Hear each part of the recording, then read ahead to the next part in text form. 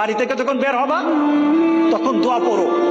তোমার প্রত্যেকটি পদক্ষেপ হয়তো মৃত্যুর কারণ হয়ে যেতে পারে, কিন্তু যদি তুমি আল্লাহর কাছে সাহায্য চেয়ে বলো তাওয়াক্কালতু আলাল্লাহ ওয়ালা হাওলা ওয়ালা কুওয়াতা ইল্লা বিল্লাহ, তুমি যখন এই পরে ঘর থেকে বের হবা, তোমাকে সেভ করা আল্লাহর জন্য আল্লাহ সুবহানাহু ওয়া তাআলা তার ফেরেশতার মাধ্যমে তোমাকে আল্লাহ সেভের ব্যবস্থা করবেন।